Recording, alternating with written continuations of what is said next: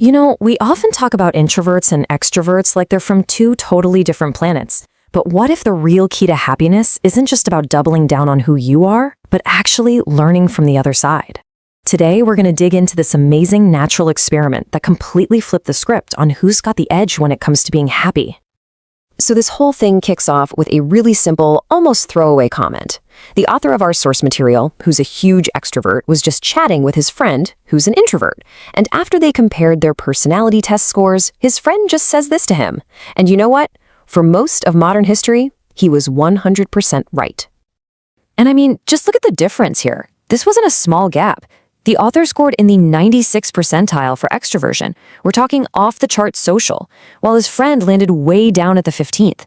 It's this massive contrast that really got the whole conversation started. And here's the thing. This wasn't just his friend's opinion. This was backed up by decades of psychological research. I mean, study after study has shown that extroverts consistently report being happier and feeling more joy. It was pretty much a settled fact in psychology. That is, until it wasn't. I love this metaphor. It perfectly captures the vibe. In normal, everyday life, our society is basically dogland. It's loud, it's social, it rewards being outgoing. And introverts, well, they're the cats. They can often feel a bit out of place, maybe even underappreciated, in a world that's built for dogs. But then, something happened that nobody saw coming. The entire world changed, and the whole social landscape just got turned on its head. Suddenly, Dogland went quiet. And this is where it gets really wild. A study in the journal PLOS ONE looked at how people were feeling during the pandemic lockdowns. And what it found was a complete reversal. That long-standing happiness advantage, it completely flipped. For the first time, it was the introverts who were reporting better moods, while the extroverts were the ones struggling. And all of a sudden, this half-joking comment from the author's introverted friend didn't seem so funny anymore. For a lot of introverts, the quiet, the solitude, it was actually a relief from the constant pressure of dogland. They were finally in their element. And just like that, the world went from dogland to catland. And this massive, totally unplanned global shift created this incredible, once-in-a-lifetime opportunity for social scientists, and for all of us, really. It let us see what happens when the whole environment changes to favor a different type of personality, and what each side can actually learn from the other. Okay, so before we jump into the lessons learned, let's just quickly unpack why this happiness gap usually exists. What's the science behind it all? This whole idea isn't new at all. The famous psychologist Carl Jung really brought the terms into the mainstream way back in 1921. Then, in the 60s, a guy named Hans Eysenck suggested there might be a biological reason for it. And by the 1980s, it was cemented as one of the big 5 core personality traits that we still use today. So what was Eysenck's big idea? It's this concept called cortical arousal. Basically, think of it like your brain's internal volume knob. He theorized that extroverts have a naturally lower level of brain alertness, so they go looking for social stimulation, like a big party, to turn their volume up to a comfortable level. Introverts, on the other hand, their volume is already turned up, which is why that same party can feel totally overwhelming. But it's not just about biology, right? It's also our culture.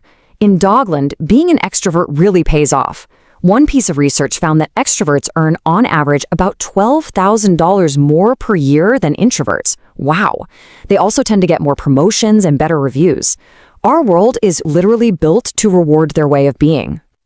Okay, so given this wild Catland experiment, what was the first big lesson to come out of it? Well, it was for the introverts, and it involved borrowing a page from the Extroverts playbook. So, let's look at the numbers. An Oxford study confirmed what we already suspected. In any given group, you'll find about twice as many happy extroverts as happy introverts. But that made researchers ask a really smart question. What's the secret sauce for that smaller group? What makes the happy introverts tick? And the answer was pretty surprising. The secret ingredients for happiness, they were the exact same for both groups. It didn't matter if you were an introvert or an extrovert, the happy ones all shared these 3 core traits.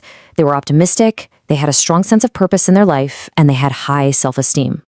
So, the big takeaway here for introverts is to actively build this future-focused mindset. Extroverts do this all the time, right? They're constantly talking about their dreams and goals, which actually makes them more likely to go after them. Introverts don't need to shout it from the rooftops, but the research shows that even just envisioning your goals, writing them down, and sharing them with one trusted friend can make a huge difference in your well-being. All right, but this wasn't a one-way street. The extroverts had an equally massive lesson to learn during this time, and it came straight from the introverts' secret weapon. This right here is the introvert superpower. They are absolute masters at building deep, meaningful one-on-one friendships. And this isn't just a lifestyle choice. Study after study shows that these kinds of close, intimate connections are a direct pipeline to happiness for absolutely everyone. If you had to draw a picture of a typical extrovert's social life, it might look something like this. A really high quantity of friends and acquaintances, but maybe the depth of those individual relationships isn't always as strong.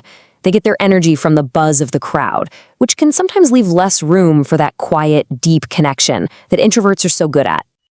So the big lesson for all the extroverts out there is to get intentional. The quiet of Catland was the perfect chance to do this.